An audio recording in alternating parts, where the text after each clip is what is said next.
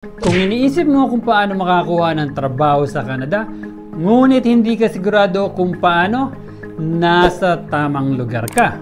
Sa pagtutok sa video ito, posibleng makahanap ng trabaho sa Canada sa iyong larangan. Hindi naman batid sa nakakarami na ang Canada ang isa sa mga land of opportunities. Upang mas mapadali sa iyo ang paghahanap ng trabaho at makakuha ng job offer sa Canada, ay sundan lamang ang step by step sa video ito dahil ituturo ko sa iyo kung paano mapapadali para makakuha ng job offer sa Canada.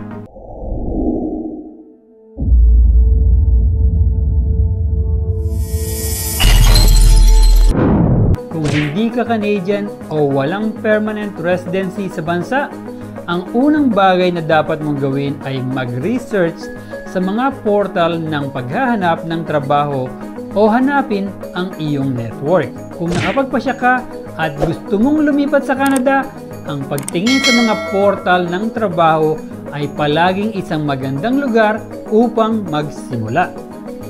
Ang networking ay maaari magbigay sa iyo ng higit pang mga pagkakataon upang makahanap ng mga trabaho sa Canada para sa mga dayuhan. Bilang karagdagan, mayroong maraming mga paraan upang mag-network sa loob ng iyong industriya sa Canada. Ang pinakamahusay na paraan ay ang mag-network ng personal. Ang personal na ugnayan na iyon ay kadalasang nakakatulong sa pagbuo ng kaugnayan ay nagbibigay daan sa prospective na employer na makilala ka at ang iyong trabaho. Ang pinakamahusay na paraan upang gawin ito mula sa labas ng Canada ay ang dumalo sa mga international conference, summit o job fair upang makakilala ng iba pang mga professional mula sa loob ng iyong industriya. Gayunpaman, ang pagkakataong ito ay hindi magagamit sa marami. Kaya ang isang malayong mas na-access ngunit lubos na epektibong paraan sa network ay online. Mayroong libu-libong mga kamanghamanghang networking site na nagpapahintulot sa iyo na makipag-ugnayan sa maraming tao mula sa iyong sariling tahanan sa loob ng iyong industriya. Ang hakbang na ito ay isang ganap na kinakailangan para sa mga taong hindi maaaring dumalo sa mga kaganapan sa networking. Ang ilang mga halimbawa ng maraming mga networking site na magagamit mo ay Integrating Newcomers, Construction, Active Engagement and Integration Project, Write a Resume, Get Credential Accredited, Online Job Fairs, and Prepare for Work in Canada. Global Onboarding of Talent Initiative, Go Talent, Information Technology. Canada InfoNet, learn about the workplace and culture in Canada as well as prepare for work in Canada. Settlement Online Pre-Arrival, SOPA, General Job Strategies and Preparing to Work in Canada. Pre-Arrival Support and Services Program, PASS, Healthcare, particularly Nursing. Build on Construction, Skilled Trades, Engineering. Access Employment, Canadian Employer Connections and Entrepreneurship Connections, Pre-Arrival, SEC-ECP. Engineering, Entrepreneurship, Finance, Leadership, Human Resources, Sales and Marketing, Supply Chain Management. Connections, Francophones, French-speaking newcomers. Depende sa iyong trabaho, isa pang kamanghamanghang paraan upang mabuo ang iyong network ay ang paggamit ng mga mapagkukunan ng ibinigay ng gobyerno ng Canada. Dalawang mahusay na portal ng gobyerno ng Canada, ang Service Canada at ang Canadian Job Bank. Ang isa pang paraan ng networking ay ang pagboluntaryo ng iyong mga serbisyo sa mga kumpanya sa Canada. Ang voluntaryo ay kadalasang maaaring maging isang mahusay na paraan upang magbigay muli sa pandaigdigang komunidad at makakuha ng karanasan sa trabaho sa Canada. Upang mapakinabangan ang iyong mga pagkakataong makakuha ng trabaho sa Canada, dapat mong tiyakin na mayroon kang positibong imahe sa mga recruiter. Ito ay dahil sa huli sila ang magpapasya kung makukuha mo o hindi ang isang job offer.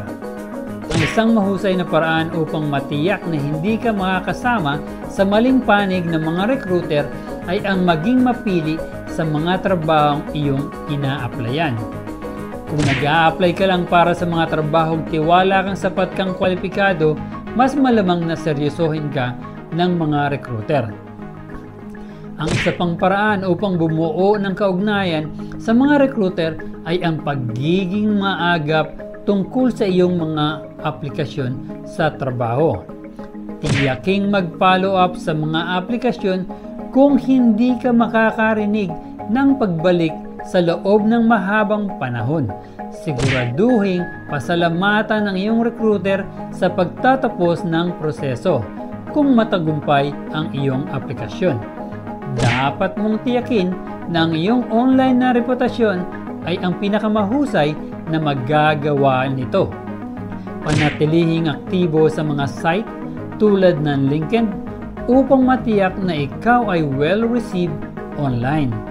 Ang pagiging abala ay lubos na nagpapalaki sa iyong mga pagkakataong makakuha ng trabaho at kung gaano ka kaseryoso sa mga recruiter. Tiyaking updated ang iyong mga credentials, karanasan at kwalifikasyon. Piliin kung aling mga kumpanya ang gusto mong applyan. Tayong lahat ay guilty sa pag-apply para sa maraming trabaho na may parehong cover letter at pag-spam sa ating mga resume sa bawat site portal ng trabaho na makikita natin. Ito ay talagang masamang idea. Sumulat ng mga natatanging cover letter sa bawat kumpanya na nag-highlight sa mga detalye ng kanilang na-post sa original na job opening. Kung bihasa ka sa isang partikular na programa, kasanayan o karanasan sa trabaho, tiyaking banggitin ang mga detalyeng ito upang matulungan ang iyong aplikasyon na maging kakaiba. Tandaan na huwag magyabang ngunit manatili sa totoong mga katotohanan tungkol sa iyong experience. Dapat lagi kang manatiling tapat. Alam natin lahat kung gaano kadaling mag-exaggerate ng kaunti. Huwag mag-apply sa bawat job posting. Maging mapili tungkol sa mga trabahong iyong ina-applyan dahil ang ilang mga kumpanya ay maaari nag-uusap sa isa't isa tungkol sa iyong aplikasyon at mapagtatanto na iyong kinapi-paste ang parehong cover letter sa bawat oras. Hindi ito nagbibigay ng magandang impresyon sa iyong in-applyan. Gayunpaman, maraming kumpanya ang gumagamit ng mga recruiter upang maghanap ng mga tamang aplikante. At kung ang iyong aplikasyon ay patuloy na lumalampas sa loob ng 2 buwan o higit pa, ang mga recruiter ay maaaring umiiwas sa iyong aplikasyon dahil maaaring may dahilan kung bakit hindi ka pa nakakakuha ng trabaho. Step 2. Localize at isend ang iyong resume. Ang iyong resume ay ang pangunahing paraan kung paano mo ipapakita ang iyong sarili sa mga potensyal na employer. Sa makatuwid, ang iyong impormasyon ay dapat na malinaw, updated at na-verify. Ang isang makabuluhang paraan upang matiyak na ang iyong resume ay magkakaroon ng maximum na pakikipag-ugnayan sa mga potensyal na tagapag-empleyo ay ang pagbuo ng isang resume bilang mga sumusunod. Tiyaking alam mo ang resume format sa Canada bago ipadala ang iyong resume sa mga employer sa Canada. Dahil ang poorly written resume, pati na rin ang mga resume na duties ang nakalista sa halip ng mga personal o team achievements ay hahadlang sa iyo para magkaroon ng impact sa employer at pipigil sa iyong makakuha ng trabaho sa Canada bago pa man umabot sa yugto ng interview. Basahing mabuti ang mga tip na ito, tiyaking naunawaan mo ang layunin at ilapat ang mga simpleng konsepto na ito upang matulungan ang iyong resume na mapabilib ang isang employer. Ang iyong resume ay ang pinakamahalagang unang impression mo sa iyong employer, kaya huwag magkukulang sa mahalagang unang hakbang na ito kapag nag-apply para sa mga trabaho sa Canada. Resume tips: huwag kailanman ipahiwatig ang iyong edad, ethnicity, itsura. Para sa kadahilanang ito, ipinapayo din namin sa iyo na huwag magsama ng larawan sa iyong resume sa Canada. Iwasan din ang pagbanggit ng iyong personal na impormasyon gaya ng relationship status, sexual orientation. Hindi ito nauugnay sa trabaho. Palaging iangkop ang iyong resume sa isang partikular na job offer. Ang pagpapalit lang ng mga detalye ay hindi makakapagdala sa iyo ng malayo. Gumamit ng mga keyword. Karamihan sa mga recruiter sa Canada ay gumagamit ng mga online na tool upang piliin ang pinakamahusay na mga resume. Kung maaari, isama ang international na karanasan sa iyong resume kahit na ito ay isang voluntaryong posisyon lamang. Ipakita na hindi ka natatakot na lumipat at mag-adjust sa isang bagong kultura. Cover letter tips sa Canada. Ang isang magandang bahagi ng isang cover letter ay para sa pakikipag-usap tungkol sa kumpanya mismo. Ipagmalaki ang iyong kaalaman tungkol sa kumpanya at ipaliwanag kung bakit mo gustong magtrabaho para sa kanila. Ipakita kung bakit ikaw ay karapat-dapat para sa trabaho. Huwag lamang ulitin ang impormasyon na nakalista sa iyong resume. Huwag kalimutang isama ang petsa, ang pangalan ng recruiter, ang kanilang address, ang iyong address at isang polite farewell. Tiyaking accredited ang iyong mga kwalifikasyon. Ang iba't ibang propesyon, nursing, teacher, at trades, engineering, sa Canada ay regulated upang protektahan ang kalusugan at kaligtasan ng publiko. Nangangahulugang ito na magtatrabaho sa isang regulated na trabaho na maaaring kailanganin mong magparehistro sa isang regulatory body sa probinsya o teritoryo.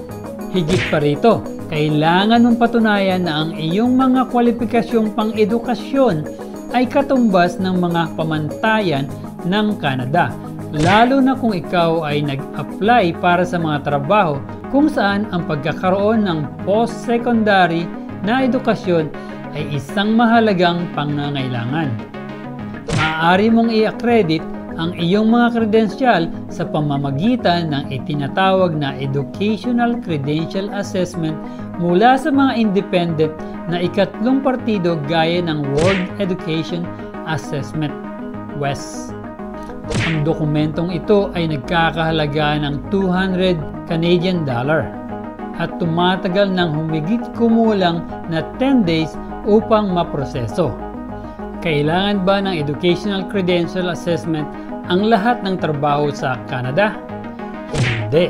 May ilang trabaho sa Canada na hindi nangangailangan ng ECA. Ngunit ibang anyo ng akreditasyon. Na-a-apply ito sa teachers, medical professional, social workers, and physiotherapists.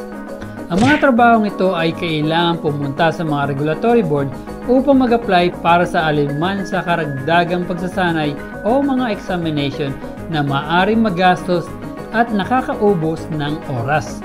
Maaari rin silang magkaroon ng 6 na buwang panahon ng pagproseso, kung minsan kaya siguraduhin iplano mo ito sa iyong timeline ng immigration.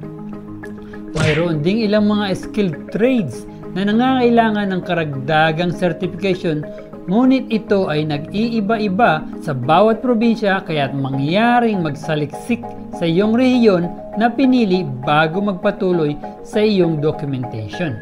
Step 3. Choose your destination. Ang isang napakahalagang aspeto ng kung paano makakuha ng job offer sa Canada ay ang pagtiyak na pipiliin mo ang tamang probinsya para sa iyong trabaho. Gaya ng nabanggit kanina, isa sa mga pangunahing kailangan sa pagpapasya, pagkuha ng trabaho at pagkuha ng iyong visa na nagpapahintulot sa iyo na manirahan at magtrabaho sa Canada ay ang probinsya kung saan mo pinipiling magtrabaho. Kaya ang unang bagay ay ang pagtingin sa kung saan ang iyong trabaho ay maaaring in demand. Ang pagkakaroon ng mataas na demand ng trabaho sa Canada ay lubos ng pabubuti ang iyong pagkakataong makakita ng trabaho sa Canada at makakuha ng work permit o permanent residency sa Canada. Sa kasalukuyan, ang mga trabaho sa Canada para sa mga dayuhan na pinaka-in-demand ay ang IT and Support Desk Specialist, Administrative Assistant, Cybersecurity Specialist, Web Developers, Mobile Application Developers, Big Data Scientists and Data Analysts, Digital Marketing Specialists, Logistic Transportation Managers, Early Education Workers, and Healthcare Support Workers for Seniors. Ang mga in-demand na trabaho ay naiiba sa bawat lalawigan. Depende sa laganap ng mga industriya at mga puwang sa labor market. Kapag nahanap mo na kung aling probinsya ang maaaring mas nangangailangan sa iyo, ang susunod na paraan para makakuha ng job offer mula sa Canada ay gawin ang iyong networking. Ang pangalawang pangunahing dahilanan na dapat isaalang-alang at kung saan ang pinakamahusay na labor market. Kung ang iyong trabaho ay hindi in demand, ang paghahanap upang lumipat sa isang growing na labor market at lumalagong mga industriya ang iyong pinakamahusay na mapagpipilian. Siyempre, ang mga halatang pagpipilian ay ang Toronto, Montreal at Vancouver. Maraming mas maliliit na lungsod ang may mas maraming bakanting trabaho depende sa industriya. Maraming mas maliliit na lungsod ang mayroon ding mga programang immigration pilot para sa mga partikular na industriya na mahalaga sa ating susunod na hakbang. Halimbawa, ang mga programa tulad ng Rural and Northern Immigration Pilot, Atlantic Immigration Pilot Program, at Agri-Food Pilot ay naghahangad ng aktibong magpakita ng mga skilled migrant sa loob ng mga partikular na industriya sa pamamagitan ng mabilis na pagsubaybay sa kanilang proseso ng application ng visa. Mga sikat na lungsod para magtrabaho sa Canada. Ang Canada ay isang malaking bansa na may iba't ibang panahon, kultura at wika sa iba't ibang bahagi nito. Dahil dyan, siguraduhin na ang lugar na pipiliin mo habang buhay ay akma para sa iyo. Magsaliksik bago ka gumawa ng desisyon na lumipat. Kung wala kang pakialam at kung ano ang mahalaga sa iyo ay ang maghanap ng trabaho, ang pangunahing 5 lungsod na may pinakamataas na bilang ng mga job offer ay Kelowna, British Columbia, Quebec City, Quebec, Calgary, Alberta, Saskatoon, Saskatchewan, Abbotsford, British Columbia. Mga sweldo sa Canada. Isa sa mga pangunahing dahilan kung bakit lumilipat ang mga tao sa Canada ay ang magandang kalidad ng buhay na tinitiyak din ng taas ng sahod. The median salary in Canada is 56,630 Canadian dollar per year. The minimum wage is 15.55 Canadian dollar per hour. The highest average salaries earned by doctors are 150,000 Canadian dollar per year. Gayunpaman, palaging tiyaking tinitignan mo ang mga gastos sa buhay na partikular sa rehiyon. Magkano ang babayaran mo para sa mga serbisyo o upa ay maaari mag-iba ng malaki sa iba't ibang bahagi ng Canada. Yan lamang po mga ka-Recruit. Dito ay napag-usapan natin ang 3 easy steps para makakuha ng trabaho at ng napaka-importanting job offer. For more info tungkol sa paghahanap ng trabaho sa Canada, panoorin lamang po ang iba ko pang video tulad ng International Mobility Program, LMIA, 1 million job opportunity in Canada, permanent resident card, direct hire application, at work permit. Siguradong makakatulong ito para kayo ay gabayan sa pangarap na makapunta at makapagtrabaho sa Canada. Para sa kalaman ng lahat na ang Recruit PH ay may live stream every month na kung saan ay mag-i-enjoy na kayo at magkakaroon pa kayo ng chance na manalo ng 10,000 pesos. Meron itong early birds raffle, isang tanong isang sagot, raffle, at bingo na kung saan ay may jackpot prize na 10,000 pesos. At para sa aming masugid na followers at subscribers ay meron ding top fan of the month bilang YouTube commenter, FB reactor, at FB commenter.